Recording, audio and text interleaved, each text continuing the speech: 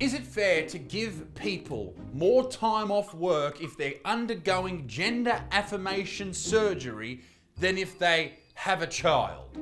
Is that fair? Let's find out. An Australian banking and insurance company is spearheading inclusivity in the workplace by granting new leave entitlements to employees wishing to undergo gender affirmation. Now, there's nothing wrong with diversity and inclusivity and all that nice shit. The only issue I really have with it is when it's forced, when it's dictated by the powers that be, that you have to have 50% this and 50% that. And I really do believe it's unfair on everyone involved. It's unfair on the people who miss out because of the color of their skin or their gender or whatever, and it's unfair on the people who get the job because of the color of their skin or their gender or whatever, because they're getting it not because of their ability, but by something they're born into and cannot change. For me, I see this in the comedy industry all the time. There are, and I know this is going to annoy some people, there are a lot of Australian comedians out there who are only on TV because of their gender. Women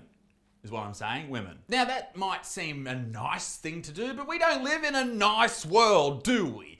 Particularly if you're in a company, you want your employees to be the best, and with comedians too. So should we really rely on gender quotas in those worlds? No, dickhead, no. As far as undergoing gender affirmation surgery, if you're an adult, go nuts or get them off, whatever. Should you really get paid leave to have your dick and balls cut off? Probs not. Back when I had a real job, I couldn't get a sick day without coming up with a million fucking excuses and doctor's notes and all this shit. But apparently if you want to chop your knob off, you just take some time. Take some time or we'll give you some free cash. In this video, I'm going to continue defending the dads out there, but speaking of defending, welcome to Rush Royale, ladies and gentlemen, the greatest tower defense game that ever was or ever will be, based in the Isle of Rhondda. Build your deck with a variety of extremely powerful units, from archers and trappers to bruisers and blade dancers, all merged to create even more powerful units. My favourite part of the game, of course, is the mighty heroes with those unique abilities, ladies and gents. And right now, ladies and gentlemen, I'm so happy to say that Rush Royale has partnered with the great man, Jake Paul. Yeah, Jake's hero is like no other. Harness the super punch, hype energy boost, memory photo, and champion's belt. Imagine some of the wins you could have in this game playing as Jake Paul. Sure, the people you compete against wouldn't have any experience in the particular battle you're doing, but a win is a win. And just like Jake always says, defend the tower. There's also a PvP mode, a co-op mode to join with all your mates, and you can also explore the different factions of the game, level up, and take on the challenge that awaits. Ladies and gentlemen, smash, defeat, and leave victorious in Rush Royale, the ultimate tower defense game, and make sure you play as Jake Paul, so even if you lose, it's a win. Do it right now. Install Rush Royale for free using my link in the description or scan the QR code on the screen and get a special master chest bonus with gold, set of cards, and magic dust. If you're using iOS, don't forget to allow tracking on the first launch of the game to get the chest. Hurry up, ladies and gentlemen, the number of awards are limited. Now, before we get back to the main story, let's talk about diversity and inclusivity. It's very important. And I wanted to head over to TikTok to my favorite TikTok page at the moment, which is the Paralympic TikTok page. It's incredible. If you don't believe me, let's have a look. Under it. Oh no, we got to go through it. Wheelchair falls over and they put a sound effect on it. That has 1.7 million likes. This is from the official account. Are people mad? Bop it! Bop it! Bop it! Wow! 100! You beat Bop it! We have blind swimmers getting bopped on the head so they know when to turn around at the end of the pool. And no one's mad at this. The Paralympic page on TikTok is making fun of people with disabilities. And that's allowed? Left, left, left, left, left. Two more times. Left, left, full. See, I think these are hilarious. I'll get to my point in a second. Do a flip! You know what I love about this page is people do freak out in the comment section, but it does teach us a valuable lesson. Just because someone has a disability, it doesn't mean you can't laugh at them or laugh with them. These people know they have a disability. Let's not pretend it doesn't exist. And that is a really important thing for so many different people across the world. Now, I've got a severely autistic brother, and people often stare because he makes noises and all this type of stuff. You've all seen, you know, young people like him before out in public or at the shops. People stare, and it's hurtful for the family because people stare at you and they're like, oh my God, have we done something wrong? Here's what you do. You smile, you say hello, you treat them like anybody else, and that includes making fun of them. That's why I did in my last hour a whole 20 minutes on autism. Because it's fucking funny, all right? Autistic people do some weird shit. Shout out to the autistic people out there. Am I freaking you out with this eye contact? I hope I am. So, ladies and gentlemen, if you see someone with a disability, say g'day. That's all you have to do. Unless it's like they've lost a leg or something. You don't have to fucking go over and annoy them. But if they've got a disability which is more of a mental disability, say hello. You might make their day. Now, back to the original story. One of Australia's biggest banks, Suncorp, has announced that they are by far the most inclusive and progressive bank in all of the land. Which is wonderful PR. It's what you want in the newspapers, not that you're raising your interest rates and people can't eat. Shout out to all the banks. Fuck you, you cunts. But lots of big businesses do this. Target, Lego announced some transgender Lego for some reason. There's so many. Bud Light, all these people, they do it because it gets the media attention. They don't actually care about the people they're talking about. They're doing it so they can make more money. A lot of companies even have diversity and inclusion roles within that company. Look at Seek here.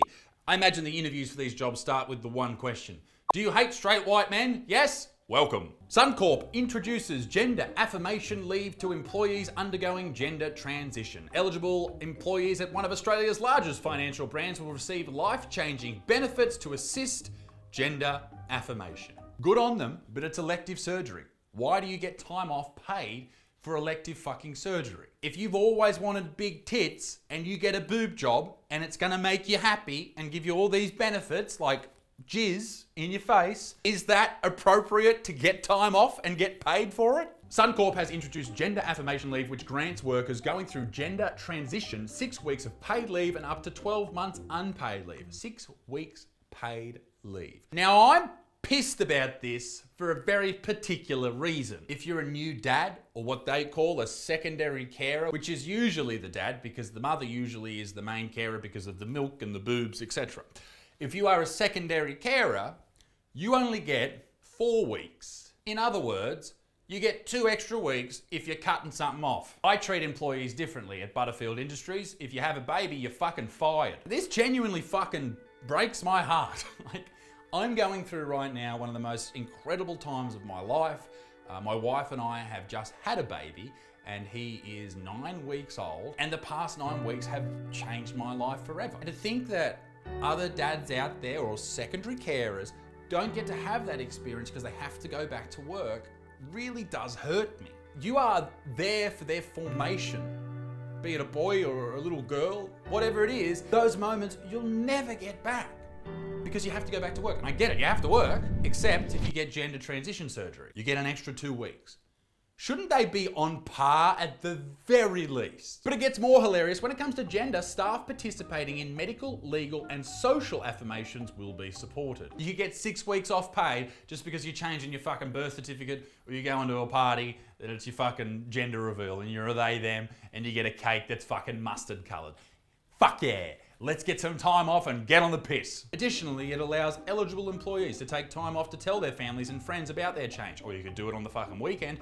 Adopt a style of presentation that aligns with their identity. You could go dress shopping on the weekend, undergo gender affirmation surgery, okay, fair enough, and book appointments to legally change their names and pronouns on documents. And dads can't get more than 4 fucking weeks secondary carer, etc. Meanwhile, the chair of Suncorp's LGBTQIA+, stop fucking having departments for shit that isn't important. They're people, all right? Save the money on having a fucking chairperson, all right? And stop fucking putting interest rates up. Amplify, Olivia Sidden hopes the move will encourage other companies to introduce the leave entitlement to their employees to combat larger issues. This doesn't really surprise me.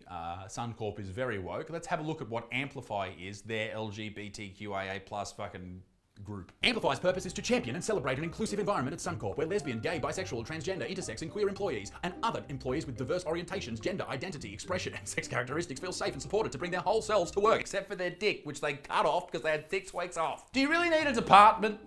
Do you need a department? Just go to work, shut the fuck up, and do what you want to do in your own fucking time. It goes on and on. They're trying to address fucking gendered language in the workplace, but a big congratulations is due for Suncorp. The Suncorp Group Limited, their net profit after tax was $560 million, $500 million, which was up 44.3%, while cash earnings increased 62.9% to $588 million. They really are smart business operators. I mean, what a great way to make more money. The people who have borrowed money you in the past, you put their fucking interest rate through the fucking roof and you make heaps more. You would think with all that money, you could give some dads more than fucking 4 weeks to spend with their child. I'd like to add that up until 2022, it was only 3 weeks, so fuck you to the moon. But I will say that I have learnt from Suncorp and I have employed my very own diversity manager. His name is Littlefoot.